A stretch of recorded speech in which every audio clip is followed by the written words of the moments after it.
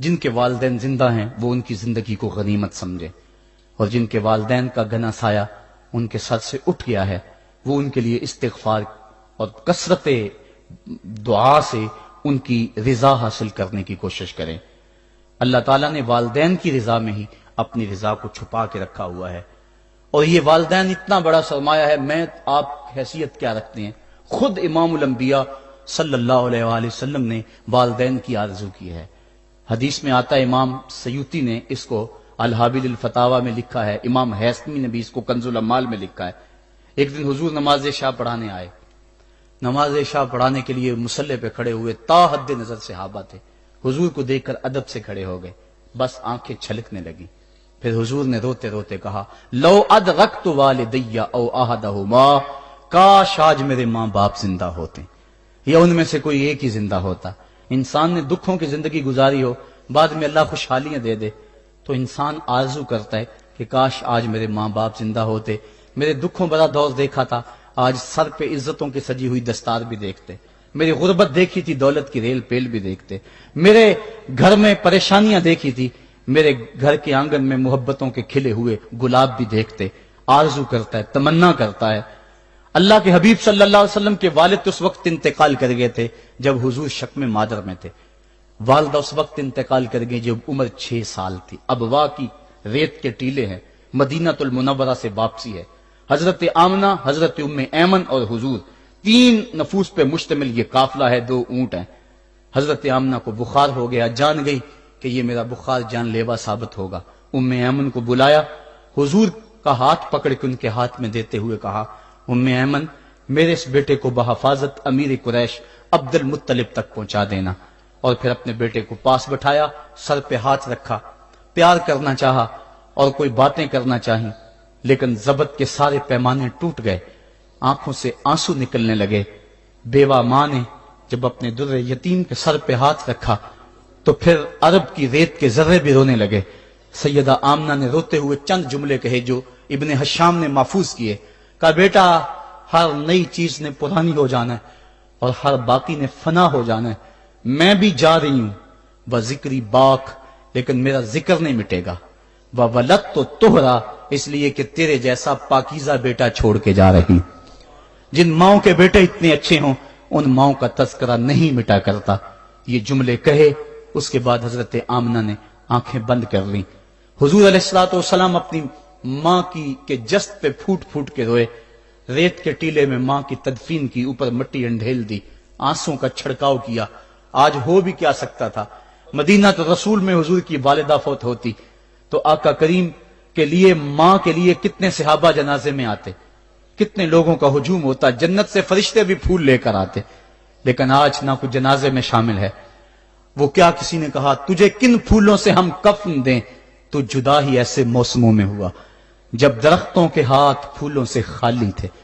حضور آنسوؤں کا چھڑکاؤ کیا اور ام ایمن کے ساتھ چمٹ کے بیٹھ گئے، اور حضرت ام ایمن نے جناب عبد المطلب تک پہنچایا، اور 8 سال کی عمر تھی کہ عبد المطلب رضی اللہ تعالیٰ عنہ کا بھی انتقال ہو گیا۔ ابن حشام نے لکھا ہے جب امیر قریش کا جنازہ اٹھا تو پورا مکہ امڈ آیا، اور ایک بچہ تھا جس کی عمر 8 سال ہوگی، وہ کبھی اس دیوار سے لگ کے روتا تھا، کبھی اس دیوار کے ساتھ لگ کے روتا تھا۔ پھر شاب ابی طالب کی سختیاں بھی جھیلی، عام الحزن کا غم بھی کاٹا، طائف کے بازاروں میں پتھر بھی کھائے، پتے کھا کھا کے بھی گزر اوقات ہوا، مکے کے بازاروں میں اوجریاں بھی ڈالی جاتی رہیں، کھدے ہوئے گڑوں کا سامنا بھی کیا، بچھے ہوئے کانٹوں سے بھی گزرنا پڑا۔ لیکن آج وہ وقت ہے کہ اللہ نے حکم صادر کر دیا، پتھر مارنے والے سن لیں، کانٹے بچھانے والے سن لیں، راہ میں گڑے کھودنے والے سن لیں، میرے نبی کی آواز سے اب تو آواز بھی اونچی نہ ہونے پائے۔ عمر کا سرمایہ ضائع کر دوں گا، تمہارے نامہ اعمال میں ایک نیکی بھی نہیں رہے گی۔ اگر نبی سے ملنا چاہتے ہو ڈائریکٹ نہ آ جاؤ، پہلے گھر جاؤ، پھر کوئی چیز لو، پھر بازار جاؤ، کوئی فقیر ڈھونڈو، اس کو صدقہ کرو، پھر میرے نبی کی چوکھٹ پہ آؤ، تمہیں پتا چلے کس چوکھٹ پہ آ رہے ہیں۔ ادب کے ضابطے سکھائے، خبردار نبی کے دروازے پہ اونچی آوازیں نہ لگانا، بلکہ نبی کی چوکھٹ پہ آ کے بیٹھ جاؤ، نبی اپنی مرضی سے آئے تو اپنے دل کی حاجت کہہ لو۔ قرآن اتر چکا ہے، ادب کی آیتیں نازل ہو چکی ہیں، آقا کریم گھر سے نکلے، صحابہ ادب سے کھڑے ہو گئے، हुजूर की नजर पीछे पलट के 6 साल की उम्र में अबवा की रेत के टीलों में गर्दिश करने लगी और फिर आका ने रोते रोते फरमाया, काश आज मेरी मां जिंदा होती और मैं लोगों को नमाज शाब पढ़ा रहा होता और उसमें सूरा फातिहा की तिलावत कर रहा होता, फिर मेरी मां को मेरे साथ कोई काम याद आ जाता। मेरी मां दरवाजे की चिलमन को सरका के कहती, इब्नी मोहम्मद, मेरे बेटे मोहम्मद मेरी बात सुनो। फरमाया, लोगों मैं अपनी नमाज तोड़ के पहले मां की बात को सुन लेता। ये मां है जिसकी मोहब्बत को मुस्तफा करीम ने भी महसूस किया है। ऊंची मसनदों पे बैठने का वो मजा नहीं जो मां के कदमों में बैठने का मजा है। और वो क्या कहा था खुर्शीद गिलानी ने, वो कहता है कि 5 स्टार होटलों में खाना खाने में वो लुत्फ कहां जो चूल्हे पे पास बैठ के मां के हाथों से पकी हुई चपातियां खाने में मजा है। और आली जनाब हजरत साहब और आला और भारी और भरकम लफ्ज सुनने में और गार्ड ऑफ ऑनर का मुआयना करने में वो लज्जत कहां है जो मां के ओए बबलू कहने के अंदर रखा गया है। मां जब बोलती है तो उसके लहजे में जिब्रील बोलता है। मां जब मुस्करा के देख लेती है तो लगता है जन्नत की सारी कलियां खिल उठी हैं। एक शख्स ने सेने हरम में अपनी मां को अपने कंधों पे सवार करा के तवाफ करवाया और फिर हुजूर की खिदमत के पास में हाजिर हुआ। अर्ज की, हुजूर मैंने क्या अपनी मां का हक अदा कर दिया है? कहा, तू तो उसकी एक मुस्कुराहट का बदल नहीं दे सका। मां जब मुस्कुराती है तो उसके लहजे में इतनी मठास होती है, मैं कहता हूं सारी दुनिया के शहद निचोड़ दिए जाएं उतनी मोहब्बत पैदा नहीं होती जितनी मोहब्बत मां के लहजे में है। जब वो बेटे को ओए बबलू ओए मिठू कह के पुकारती है, ओए बेटा कह के पुकारती है, आवाज देती है, तो मां के लहजे के अंदर वो रस घुल रहा होता है कि हूरें भी आफरीन आफरीन कर रही होती हैं। माओ के बेअदब हाथ जोड़ के माओ से माफी मांग लें, बाप के गुस्ताख हाथ जोड़ के बाप से माफी मांग ले। ये सरमाया जिंदगी में नहीं मिलेगा। अमूमन कदर नेमत जवाले नेमत के बाद होती है। आओ मां बाप की कदर को पहचानें और अल्लाह की रहमतों को लूटें।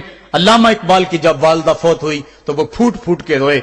जवान होने के बावजूद उनकी आंखों से आंसू नहीं थमते थे और फिर रोते रोते कहते थे, वतन में होगा अब किसको मेरा इंतजार, कौन मेरा खत ना आने से रहेगा बेकरार, आरज़ू लेके तेरी खाक के तुरबत पे आऊंगा, अब दुआए नीम शब में किसको मैं याद आऊंगा, कौन पिछले पहर उठ के दुआ करेगा।